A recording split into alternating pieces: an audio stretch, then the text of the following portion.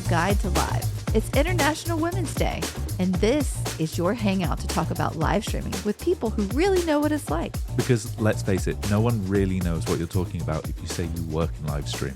But we do. So I'm Tara, and across from me is my co-host Ben, and together we make up your Guide to Live. So in this episode, for International Women's Day, Tara is joined in the studio by two women who have fascinating and unique insights into the world of live streaming. First up, Sofia Poblano is an entrepreneur who has a wealth of experience in the corporate world. She spent 2 years at TikTok Live UK, ending up as the key accounts lead for live agencies. She consults with live businesses and is helping lead the charge for Blue Shift Creative in its UK expansion. And Serena is a professional live streamer who, over the last 3 years, has carved out a career in live entertainment. She's spoken at TikTok Live offices, gets invited to all the parties and events, and because of the way she blends creativity with a data-driven approach, she's now the head of operations for Blue Shift. This conversation is a must listen, covering mental health, finding an audience, setting boundaries, using data and trends to build a career, and of course the important topic of what TikTok Live has to offer by way of snacks in their global headquarters. All right, let's get into it. We are sitting in a room here with two very influential and experienced women in this new industry of live streaming today. And I'm really excited to be here. But, you know, having ADHD, I have to admit I was a little bit running late because I got stuck at the store because I needed to get some Smart Foods, my favorite snack. And, you know, I was like, okay, speaking of snacks, it made me think about the times that we've been to the TikTok headquarters. And I said one time, one of these days, Blue Shift is going to have a snack break room that looks like this. It's like a convenience store when you walk in there. It's like any snack you can think of, any drink you can think of, and it's there for the taking. And I'm like, it made me think of that. And I was excited because I was like, what do you guys think? Like, of all the different TikTok headquarters you've been to, which one has the best snacks? I like New York. I like the UK. Of a sort of like European flair to it, and I think that snacks are definitely more unhealthy than in the US. They try to hide them, so they put like all the chocolate bars and all the candies hidden in a cupboard, but everyone knows where the good treats are. And then they Oh, have low calorie ones on display. Definitely the coffee is really good. And in the Singapore office, they have cup noodles all day long, which is awesome as ooh, well because that if is you miss nice. lunch, you always have Yeah. that. Yeah, I think I remember going into the UK one, and the one thing I do remember is they had porridge. They had like things Yeah. like a porridge station where you could get, hot porridge and like all the fixings with it. So I think between the three of us, we've probably been to a lot of different TikTok snack rooms. So I'd like to take some time and just get to know you all a little bit more for our listeners. So Sophia, would you like to start and tell us a little bit more about yourself? Sure. So, I was actually working at TikTok before supporting Blue Shift on sort of UK expansion. I was focused sort of in the agency team, very early days when the UK had just launched, and we were sort of three agencies. Very, very, very different space. And then fast forward 2 years later, so in September 2024, we were just over 170 agencies in the Wow. UK. So we saw sort of like that huge, huge, huge exponential growth, huge like market shift as well, as live streaming is becoming more and more sort of mainstream. And initially we were sort of seeing a lot of overlap with like Bigo agencies, but then again 2 years later you see that you have like a lot more sort of emerging partners which are actually also helping us sort of grow this space, right? And make it a bit more mainstream. Yeah, I think that's the cool thing is like, because a lot of times when you think about live streaming, you think of like gaming and Twitch and things like that. And Exactly. and you don't really think about women in those spaces as well. And I've seen a lot more women on these new social like streaming platforms recently. I'd like to take this over to PS Serena since you're one of those women. Tell us a little bit about yourself and your experiences with streaming. Yeah. I'll take it a little bit further back. So it's just interesting being in the space because I'm a first generation college graduate. And so my parents imagined me being like, you're going to be in med school, you're going to be a doctor, you're going to do all this stuff.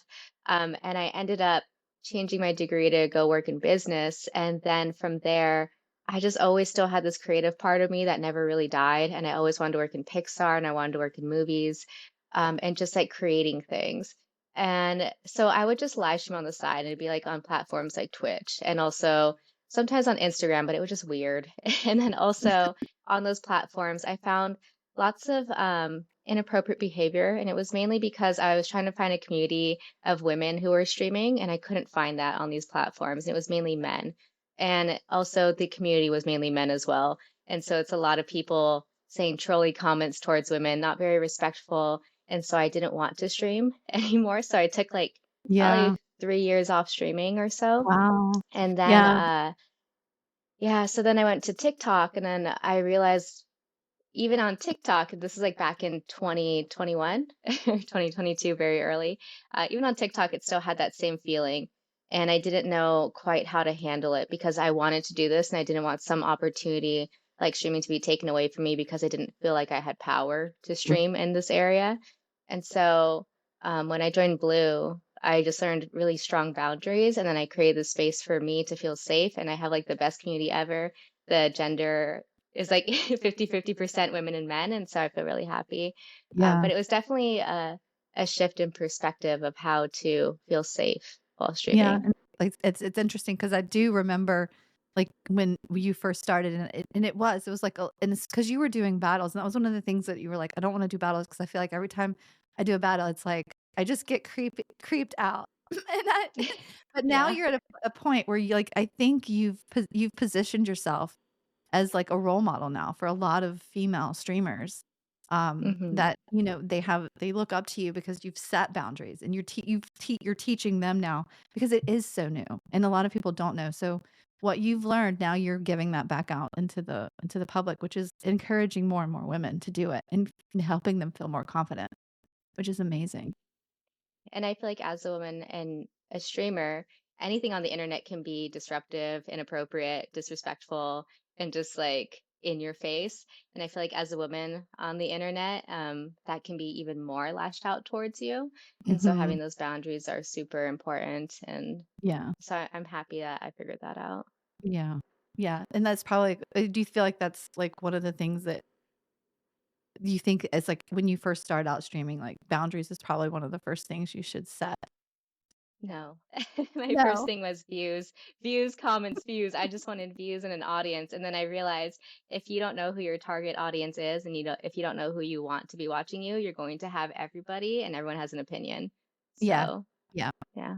You were like, "Okay, I went to school to do this and that," and now you're doing this for a living. Like, there's a lot of, careers in this field that we didn't know about when we were in school and thinking about opportunities of like, "Okay, what do I wanna go into?" And what are the educational opportunities there? I know you were talking about this. You've gotten a lot of international audience, PS Serena, especially, like, from, like, the Landananda in Australia. Gotta love us or Aussies, yeah. Yeah, and that's cool because now you're connecting with people from all over the world, which Sophia, you being like, you've gotten education internationally, you speak multiple language, you've worked in multiple territories around the world. What is the importance of cultural and, regional understanding in live streaming? Yeah, I think to be honest, cultural understanding is everything in TikTok Live, because everything is happening in real time, right? And it's very interactive. At the same time, no matter where you stream from, there's no sort of like geographical blocking. Like you can be streaming from London and have audience from all over the world. So like Siri was saying, a lot of her audience is from Australia. That's what's really cool about the app. Mhm, You get to interact with people from very different and wide communities. But on the back of that, it's also understanding that first understanding who is your target audience or who is that like core loyal community that you've built. But secondly, as well, knowing that not everything resonates with different cultures, right? So if you have mhm, sort of like strong culture from the US catering a bit more to that audience, and it's not necessarily also a matter of languages, that's also I think of how people can resonate and engage with you. Another thing that is quite interesting that I think a lot of people don't think about is sort of the tipping culture, right? If you Yeah. think about it, gifting is very much intertwined with like people appreciating something, or even in the UK, we would always kind of relate it to buskers, right? So we'll say, like, Yes. imagine Yeah. you're in the street, like people are singing and so on, and you like that, and you're gonna go and tip them. So live is pretty much the same thing, just that you're like roaming different rooms. It's as if you're roaming the street, you're seeing different performances and Yeah. you'll stop in whatever catches your eye, and that's where you're gonna be sort of tipping, but then you have to think about it also UK, tipping is not a huge, Yeah. thing in the In UK, Europe, whereas in it the is. US and in Middle East, it's really big, so I think those are also, like, different factors, to take into account, and what's Yeah, quite that's nice very is about the streams as well is often when you're having sort of your live on and you have people that tune in and they'll say like, "Hi, here from France," or "Hi, I'm tuning in from the US," and that gives sort of the space for the streamer to actually say something related or specific to that country as well, if they can, and that just builds like instant connection, right? it's like to take those things into consideration because there are different people and that people do have different cultures in different places. And just because it's different doesn't mean it's, one's better than the other. But it is as a streamer, it is like that's another plate that you're spinning. It's like being able to not offend anyone or understand someone or relate to someone to make them feel special. And so, I feel like that over time, being a streamer and doing all those things yourself, it's like, how do you deal with things like the challenges of burnout and like criticism? Because that's also like, as being a woman, like that's one of the things that it seems like being a woman, you're born with that already.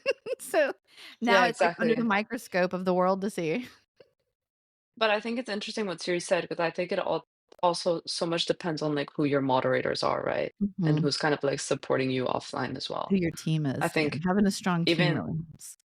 yeah, even we were thinking like in some cases when it would come down to female having issues on live or feeling this sort of insecurity and needing this coaching, it was some agencies would actually hire female sort of coaches to support on that because it's very different hearing it from a sort of a male character Right. versus female, right? Right. So it's also sort of like acknowledging that you won't be able to provide support all around necessarily, and then finding the right person that can actually um, help and give sort of like that confidence offline, right? Yeah, and that's like just an extra little like thing that the agencies are doing, like in seeing, like the seeing, having the foresight to say, hey, there's some women that respond better to women, so let's make sure that we provide that space for them so that they can thrive. Yeah, Because I know, like when I have to choose a doctor, I usually choose a woman doctor, just because it's like they have the same body as me pretty much, and they know what I'm exactly. going. And I think like there's just a lot more empathy, right?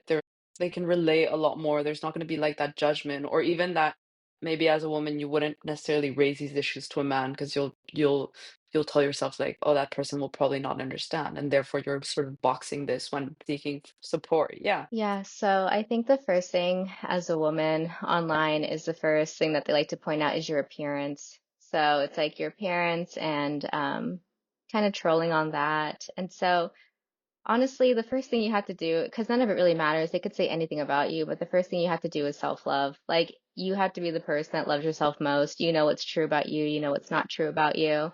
And if you have people criticize you and you start believing everything that they say is true, then I would say that you don't really know yourself. And if you don't know yourself, you're going to get lost online, especially by the opinions of others. And so when you get to know yourself by journaling, meditating, and also going like on daily walks and just like being with yourself for a little bit before you're with others, Hmm. um, everyone always says fill up your own cup before you can fill up anyone Yeah. else's cup. But you have to do that because if you don't know who you are, you don't know how to make boundaries, and then you don't know how to do that self care afterwards because it's tough out there and it's easy to burn out too. So you can like know who you are, what you want, the goals you want to achieve. But if you push yourself too much and then don't take that break, you're actually going to lose yourself in the process. So there's a balance to it all. Yeah.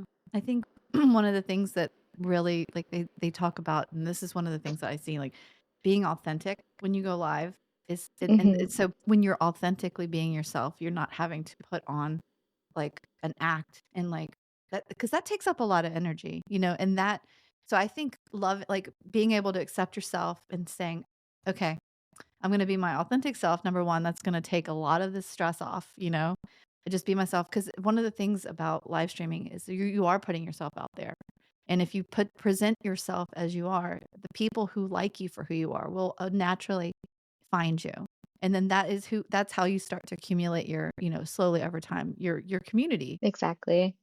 Asking Siri here, do you set yourself some like time schedules or say like, listen, I know that once I go over sort of like 30 hours on a weekly, that's my limit. And I really like for my mental sanity, I should rather stick to like 2 hours, like full on, full energy, full power, so that I don't get to that point where that's like your breaking point and where you actually burn out. Yeah. I would say when I was in my peak, and I was streaming a lot, I was streaming about like 140 to 180 hours a month. Wow. And I also had a full-time job at that point, which I don't know how I was doing any of I that. don't know how you did that. You're Um, like Superwoman. yeah, I don't know how I did that, but that was the most miserable I felt in my entire life. So that feeling of being so burnt out, losing myself, being numb, not feeling anything, I felt like dissociated when I was Mhm. online, like nothing, Yeah. there was like nothing, I was a robot. So now I only stream about 42 hours a month. So Okay. I balance it that way. But honestly, I need to push myself a little bit more. It's kind of like, what is the balance between burnout and then what is the balance of like you're being a little bit too easy on yourself? Yeah, And so, how do you push yourself? So it's just like a little, you grow a little bit each month. So now I'm trying to aim for 60 hours a month yeah. instead, and then see how that feels. And then I'll do 80 hours maybe the next month. But I don't want to do 180 hours ever again. No, no, you sound like a Yeah. business that's setting quarterly goals. You're like, "Oh, that's a I think good I'll al- grow by 20%." also when you Hmm. leave yourself to those like obnoxious hours, what we tend to see as well is that creators will like push super hard in one given month and then completely go off radar the following Yeah. month. And then they forget how much that actual impacts their community because Mhm. if they don't tune in for like a full week or 2 weeks because they've burnt out, they're actually losing a lot of their audience and their audience will still be tuning into live. So they're just gonna go view other streamers. Yeah. Yeah, it is. It you need to, like this is where it's like treating it like a business is really important because you have to find that balance. You other jobs that we have that are the more traditional jobs, like, they have schedules set. You go in, you do Yeah. your time, you leave, you come home. Think of it that way. I'm thinking back to the day when I was a kid and like you said, like, oh, what are you gonna do for a living and how are you gonna make money when you grow up? It's like, did anyone ever say, hey, you could just start your own business? And like, hey, you're funny, you're talented, you're witty, you're always cracking me up. You should go live streaming. You could actually make money doing that. I'm thinking back to when I was a kid. When I was a kid, I used to imitate people and do impressions and put on performances for my families, and I would get the video camera and make videos, and then the only people who would ever see those were people who would come into my presence, and I could put the VHS into the thing and watch them. And now, like, I only wish that we could have, like, had the opportunity that we have now, like, not when I was a kid, but, like, imagine being a 20-year-old. I wanted to go into the arts. I wanted to be in an entertainment, but I didn't have the support. I didn't have the knowledge or the means or the way to do it. There's too many boundaries back then, and now it's, like, you and the audience, and there's no middleman in between, and with live streaming, you have this opportunity now to, like, basically create your own living, and Yeah. if you wanna be an entertainer, you can do that. If you just wanna talk about you wanna put on a baking show like Julia Child did back in the day. She started her own cooking show. She was one of the first women on television that started a cooking show it was weekly, and it went national, and she was in her 50s when she started doing it, and she was up against men, and it's just like, I don't know. I Yeah. I I think it's agree. I think it's amazing. crazy. This live streaming industry is just great. It's amazing what it's done for performers because even again, to make an example for the UK where we see sort of buskers that are um that are performing sort of on the street, right? Now they have two entries to actually Mhm. make money because they have the sort of the people that are passing by, but they also will have people that are viewing their live stream. Exactly. And that just gives them the ability to make it a lot more sustainable in sort of the mid long term. We also have the cases where people have gone from like performing sort of just in the street to then upgrading and finding like a spot at like by a train station and then eventually performing at like a TikTok live event. So Mhm. it's also very nice when we are able to sort of become part of that like empowerment and drive Yeah. them into opening again, right? Because very much we're supporting a lot of like building that community, that engagement top of the funnel to then give them the ability to take their music or their performance elsewhere. Over the last 50 to 60 years, networks have been fighting over eyes. Like, where are the eyes? And there's, like the rating systems. And so everyone knows where all the eyes are. Well, the ratings in the network, like television networks, are going down. And the eyes are now going on live streaming. So it's like it's like this is becoming the new form of mainstream entertainment. And it allows so many opportunities for all kinds of people, including women, especially women, because a lot like some women don't have the opportunities to go out and get a job.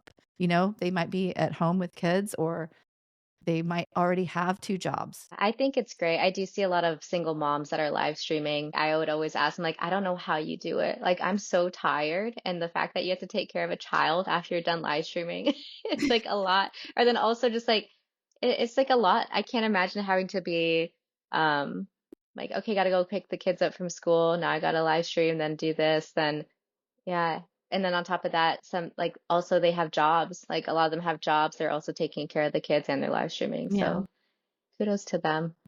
Yeah. Well, if you work hard at this, at some point you could give up that other job and do this full time and like live stream full time, and then you're actually doing a job you like love and it's fun and Hmm. you're your own boss.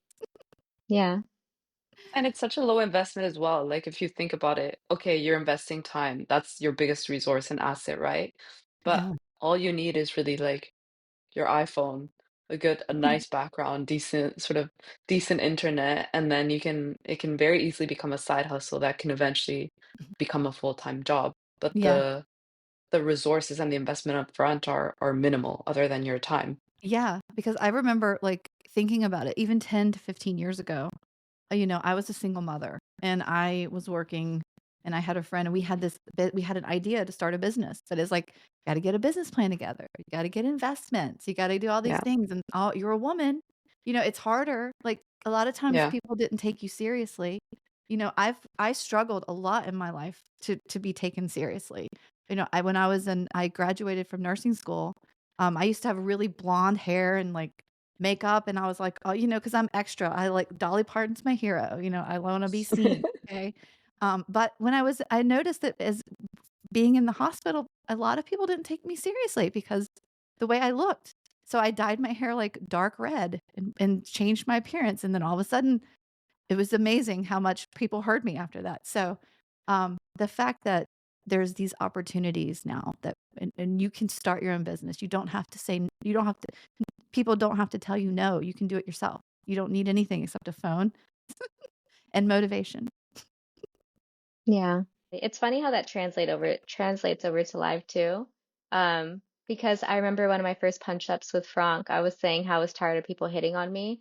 And I used to go live like just like this. I would do my hair and I would like have lashes. Then I said I wanted to change my appearance and I decided to do anything that would make me unattractive, which is where the red eye came from. So I'd wear one red contact with another mismatch eye and like really bright colored hair because um yeah, it's psychologically like they say women like bright colored hair more than men do. So I'm just like, if I want my target audience to be women, right? I want women and I want them to stop hitting on me, these guys. So let me look crazy. Let me have really cool hair. And then also let me put on this weird claw to scare people that are hitting on me. So I'd wear that black claw and then whip it out and every time somebody was strange. And it worked every single time. So anytime I want to scare somebody, whip that out, do something weird, and then point at my red eye, and then all the women love my hair.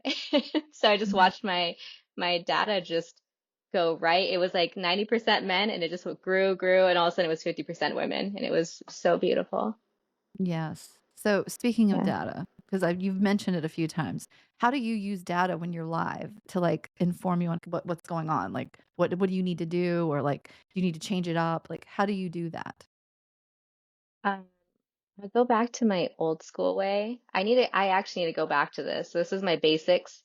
Um, I used to track it on Discord. So on Discord, I have a TikTok notification and it says like when I go live, and that's when I would track what the title of my live was.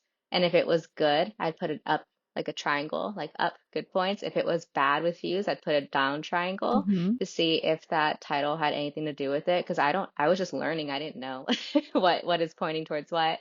So I would look at the ones that had a good title with good views and I would reuse that. And typically it would work. I would just add like an emoji to it if it needed to be different. And so that was the first thing was the title. And then I would look at the very end how many views it had. So complete views, title, that's kind of like your billboard in a way. And then Mhm. also like what does the live look like? And then I would see what I was wearing, what color hair I had, and what contacts I was wearing because those were constantly changing.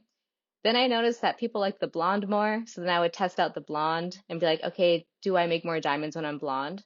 And then every single time I went blonde, it was true. And I was like, what the heck? So then I would go blonde. And so just basically A/B test my hair. I Yeah. would test the total views, the diamonds, peak view time. What was I doing? Why were there a lot of comments? Um, and then if I saw a lot of engagement with a lot of diamonds, I would just do that again. I was like, if it was a poll, why was I doing a poll? Was it a story? All right, let me upgrade the story and do this. And then I would just enhance whatever look it was. So if they like the blonde girl, I would do some dumb like skit about me being at the mall and I just didn't know where I was going, but I love my hair and so does Larry. Yeah, And so so then that's all of a how sudden you would Larry create pops your out. content. Yeah, that's so fun. Yeah. I love Yeah, that. and then Larry has blonde hair too. I got him a little wig. Who's Larry? Oh, So Who's I love Larry? it. So data Larry is is really my talk. important. So Yeah, important. Larry's my talking shark. Oh, I have like a little talking shark. He comes out and he raps a lot. Oh, So yeah, you haven't met Larry yet. no. Yeah, yeah, Larry is amazing. Larry is all Is over he the place. Larry's female or he's male? international now. he's male, so he's off the camera today. He won't be on this podcast. He wasn't invited. His pants weren't tight enough. He was wearing his relaxed fit jeans today. He's in his loungewear. He can't be bothered.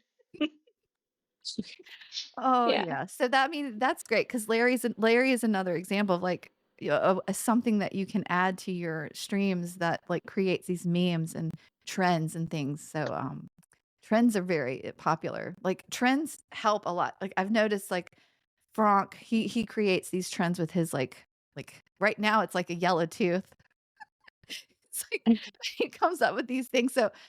So Sophia, being from your position, from like multiple different territories and the amount of creators that you've seen come and go, like what are some of the trends and how important is that about being successful in this industry? Yeah, I think from the sort of more the sort of like TikTok perspective and what we've seen across Europe, even like across the US and Asia, and something that has stuck around from the beginning is battles. And some people know it as battles, some people know it as head to head, some people know it as PK. So we have like a whole wide different variety in terminology, but essentially it all comes down to having sort of these matches in app. And I think people are very engaged because the viewers become very it's like very thrilling experience for them, and it's very much where they can like show that they're supporting their creator and everyone gets involved, and the fact that it's timed. The sort of battles last about 5 minutes. Correct me if Mhm. I'm wrong. Yeah, they're Yeah, 5 minutes. Yeah. battles are 5 minutes. So it's really I think it's there's a lot of sort of momentum build up as well, and people use it also to be working across territories, right? So we would Mhm. always encourage having battles sort of like across different regions, people that don't necessarily speak the same language, but that way you're tapping into different audiences as well. Yeah. Um, that still very much remains a train and then a trend. And then also something that we're seeing is that as people are investing and improving sort of their quality of their stream, right? So they're getting like microphones, or they're even investing sort of in their backdrop with like LED lights, or a better camera, we also see that people are doing more sort of like these like storytelling or even podcast streams, right? And Oh, that just comes naturally because they have a much better setup and a professional sort of environment. And sort of like the newest one, I'd say that Franck is sort of like a great example of it, is having sort of more these talk shows. And this is where it truly becomes a lot more sort of elaborate, right? Because you see sort of different sound effects, but you see also different visuals.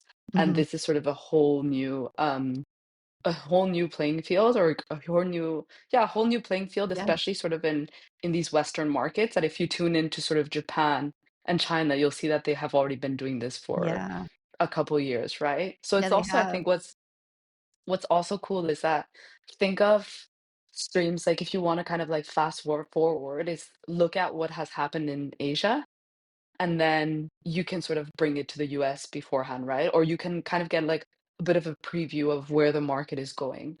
Yeah. Um, Yeah, it's very mainstream there. Where, like, if you go into their version of TikTok, which is Douyin, if you go yeah. into Douyin, if you ever have the privilege or the honor, or if you're in the region and you have the app, it is amazing. It's like channels of live broadcasting, different, like, genres, different niches. It's like you have so many options to choose from. It's like, what do you feel like watching today live? Like, what kind of shows? Even, like, they're being, like, filmed in studios with multi-cameras, and it's just like Yeah, we've it is. seen some creators that are even sort of like renting out stadiums, large stadiums where there's obviously no audience, but it's for that's how important sort of the quality of the stream, right? And the whole Mhm. build out. Um, so it's like it's insane. It's super interesting to see sort of like what stage they're at, and hopefully that we can also get there soon. Yeah, it is cool. It's exciting, I'm thinking back to that young child, Tara, back in the day who wanted to grow up and go to Hollywood and make it, and it's like, now there's those kids, and those kids now today, they actually have these avenues that they can go straight, like a fast track straight to it, and nothing can hold them back. And Siri, you're one of those kids that you've grown up, because I know you've spoken to me before about, Selena Gomez, and, like, looking up to her, like, when you were growing up, and just seeing, like, different, like, women making it in Mhm. the industry, and now you have an opportunity to be one of those women, and, like, have the same kind of influence and impact on the other young girls and other women. Yeah, yeah. And I think a really big influence growing up too was YouTube. And I was watching all these YouTubers Yeah. and vlogging, and I thought it was so cool. I was like, wow, vlogging, I could see in their live, like I can see what they do in the morning, but now it's like you can actually see them do it in real time. Like you can actually see them get ready in real Yeah, time. They can do their makeup in front of you. It's not, let me edit this and post it. Now that's you so get like true. these Yeah. yeah, and so it's like really Mhm. awesome to watch like your friend. That's just how I felt. Like I feel like It's my friends, YouTubers are my friends, and now you can get ready with your friends on live. yeah. So I'm like that for other people. They're like, oh, you're doing chores or you're getting ready. I guess I'm gonna get ready too. It So makes it really personable, and also, like, I think it helps with self-image too, because if I remember growing up in an era where it was like everything was so filtered and photoshopped, and it's like everything, like, it was unattainable to even look that way, even though, and then you were, like, told you had to look that way, and now it's like it goes back to being authentic. You're on live, real time. You can't really redo anything. You're there. You're showing what you're doing. You're very honest. People can smell BS a mile away. And if they spend hours and hours with you, they're gonna know you're faking it. So it's like you have yeah, to be real. So it's like it kind of like takes that it takes that illusion, that idea of that you have to look a certain way or be a certain way. It kind of takes that away, which is nice for the yeah. younger generation. Definitely. Like it depends on who you watch. Like some streams can be like fully fake. It's just like a show and that's what their personality is. It's like, hey, we're gonna do all this drama and things like that.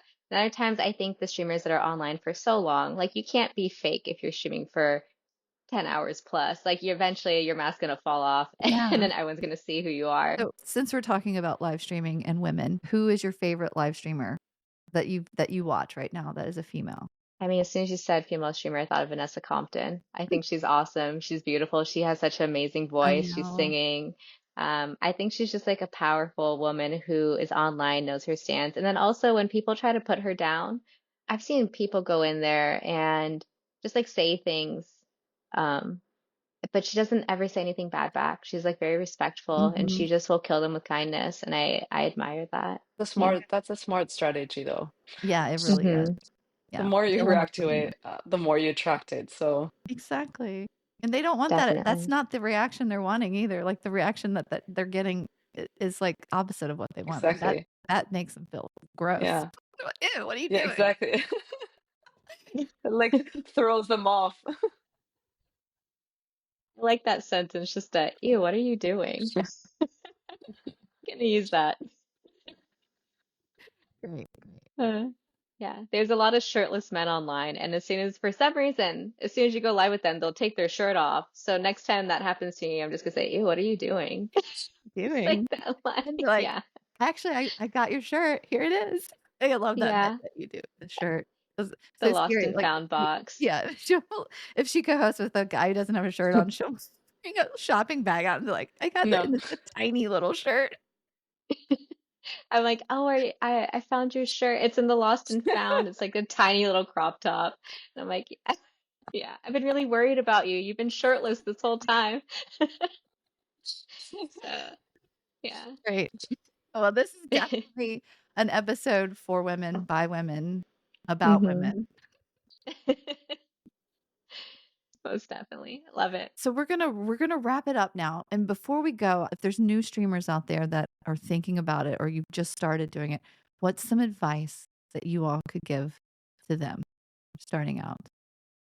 I would just say just have fun and try it out. I think it's obviously not made for everyone, but I think that people sort of can hide away for it, tend to do it without having tried it. So again, if especially if someone has like such a strong community on other social media or even through short form video, right? It's such a untapped space for them.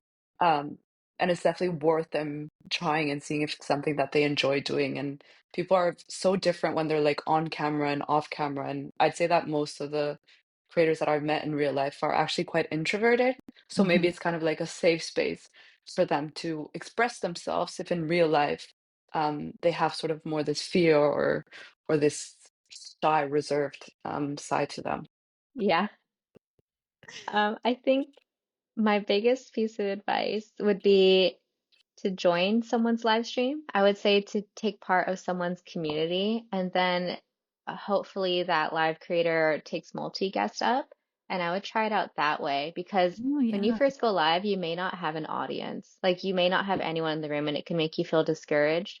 But also it can make you feel comfortable. And so as Yeah. soon as you start getting an audience, you might be like, oh, I feel like maybe stage fright a little bit. Yeah, But if you exactly. get over that first like stage fright in somebody's live, um, I think that gives you an extra push to be more comfortable. And also you get to meet like maybe one of your favorite creators as well. So I Yeah. think that's a great avenue to feel comfortable.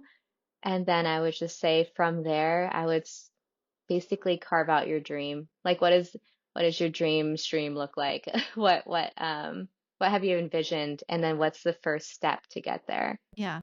Because you can't just have it all come to life. You don't have the funds for that. Unless you're blessed and you do have the funds for it, then go all out. Just make sure you have guidance. But Start somewhere, you're yeah, saying. Just yeah. If you see yourself in a colorful world, where does it start with? It starts with one light. Just get yeah. yourself one colorful light. Yeah, that's Mm. great advice. That really is. A lot of because working with live streamers on a daily basis and new ones coming in every day and one of the biggest things, well, I just don't know what I'm gonna do yet. I don't know what my show is gonna be. And it's like, well, don't worry about it. Go live. Yeah, exactly. Yeah. Well, that has been our guide to live on this International Women's Day. I'd like to thank you all again, P.S. Serena and Sophia, for hanging out with me today for this special episode. And I hope you all have a wonderful day and a great weekend. Thank you for having us. It's been a pleasure advocating for women, just sort Yeah. of cheering and empowering, hopefully, more women. Yeah, it's been great being on the podcast first time, and I'm so happy that we get to talk and share our stories and also hopefully inspire more women to go live. So Absolutely. very excited. Well, All until right. next time, we'll see you then. This has been the Guide to Live.